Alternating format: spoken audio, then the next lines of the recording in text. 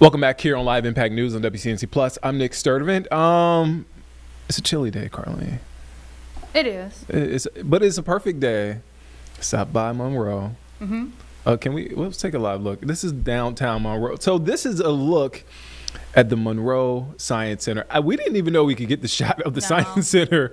Shout out to James. James had to move it all around. He got there. But a perfect day to go there. It's a cloudy day. It's a chilly day. So go learn something, you know? Go learn something. The library is right there. Downtown Monroe is there. And it is a big week for the Monroe Science Center, celebrating 4 years. Its 4th anniversary.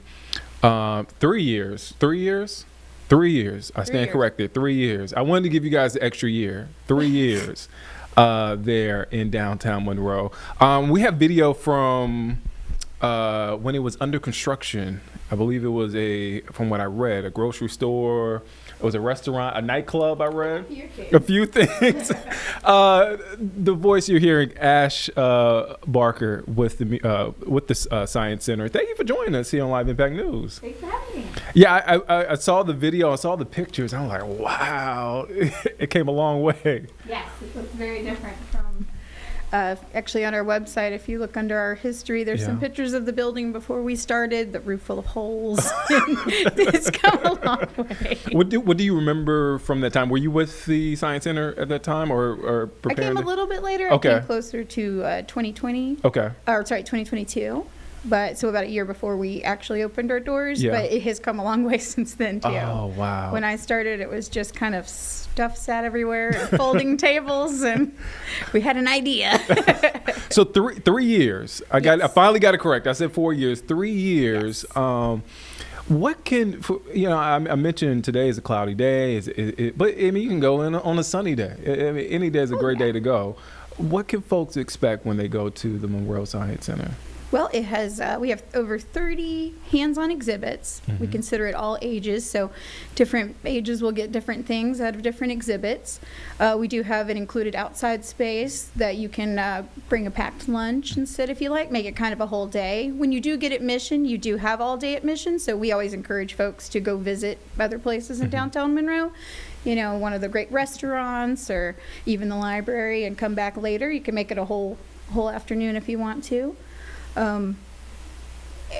Just some of our exhibits, for example, we have a topographic sand table. Mm-hmm. It's one of my favorite ones to show that everybody gets something a little different out of it. So I was just about to ask you, what was your favorite? Yeah, so the littles, it's full of kinetic sand, and so they just kind of like it for the sensory experience, and it's a sandbox. I mean, who doesn't like a sandbox? But it's topographic, so it has a laser that puts projections on it, and it reacts when you move the sand or objects, so you can actually... see how the rain would fall and how the runoff looks. And then it actually swaps out different biomes. So depending on what biome is there, it reacts differently. One of the biomes is Mexico City, and you can actually see the monarch butterflies fly in and out, which is where they migrate every year. Wow. And so the adults are usually really fascinated by the technology, where the littles are like, ooh, sand. What is that like to see families come in, adults, children come in for the first time, and they're like... And they have the expression I had where my eyes got big and I'm like, whoa, okay, I didn't expect that. What is that like for you? That's what we live for. We love to come in and show off the building and just watch them explore and learn. It's great to see, especially young families who've never been in this sort of environment before. It's sometimes hard to explain what a hands-on museum is versus like an art museum. It's a little bit different. They think they're going to come in and look at stuff, and we're like, oh, no. We're going to touch, we're going to do. Everything is here for you to explore. The staff, we absolutely adore talking to the community and our guests. That's at least for me, that's one of my absolute favorite things is watching a kid have a aha moment when they're like, oh, I get that, or I remember that, or I learned that at school.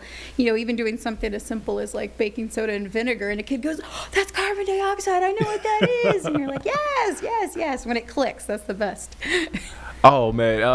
I got to mention, because I believe her name is right there in the front of the center, Christine Darden, Dr. Christine Darden, NASA researcher, one of the women featured in Hidden Figures, the book. Yes. Talk about her legacy. Why is that important? I mean, one of the first things you see when you go into the building is her name. Yes. We're named in honor of Dr. Darden. She was born here in Monroe. Her mother was also a teacher in Monroe, which I think is a good way to kind of signal that legacy. But she was a NASA researcher for 40 years. Yeah. And she did a lot of the math around minimizing the sound for the sonic boom. But she was one of the first African American women to lead a department. And as you mentioned, she's featured in the book, not the movie, because she came a little bit after those ladies. They kind of paved the way for her.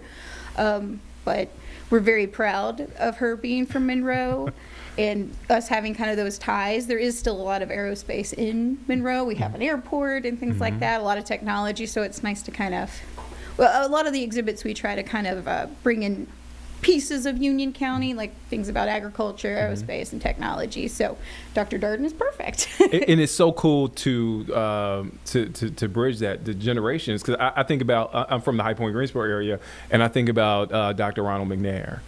He went to North Carolina A&T, and I'm like, oh man, you know, he was an astronaut, and it felt like, all right, it's within reach. Not really a question, but when you teach her legacy, when they see her name, they see her face, they see what she accomplished, what does that mean for those kids and for those young people? I think it gives them some hope and also something to aspire to. You know, you always want to aspire the next generation of astronauts or engineers. We definitely have had kids come in and go, I want to be an astronaut. And I'm like, did you know one lived here? I mean, maybe not an astronaut directly, but I'm like, you want to be an engineer? Well, let me show you. There's an engineer who went to the same school, the same place you did, who was born here too, so you can do it. Oh man, that's what you want. That's kind of our point of educating the public about STEM topics, is hopefully that they'll go into those fields perhaps, or spark something else, because the future is the kids. Yeah, no. Speaking of the future, 2026 and beyond, what does that look like for the Monroe Science Center? Well, we hope to just keep expanding and growing. We're very excited about being able to offer a community day, which is what we have coming up. That you said was a big week. It was for our birthday. We hope to do more things like that perhaps in the future. We do have one more community day in April that we already have planned, as we're going to take part in the NC Science Festival. So that'll be April 18th. That'll be another free day. It's coming up quick too. Yeah, it's sneaking up on us. They're a little close together. That'll be another day where you can come out, and we're going to do some additional science for that, as we're part of the, like I said, the NC Science Fest. Those are science festivals all across North Carolina that happen in April. So we're partaking in it for the first time this year. Oh, so much to do in Monroe. Stop by the Monroe Science Center if you haven't. I got to take my niece there because she is big on science. I think kits and all of that stuff, that's what she wanted for Christmas. I didn't get her that. I got her an Amazon gift card. I was like, I'll let you pick it out. Uncle Nick's not good at that. Ash, thank you for your time. And congratulations, 3 years. Monroe Science Center there in downtown Monroe, a great a gym in that area there. Thank you again for stopping by on Thank Live you Impact for having News. us. Of course.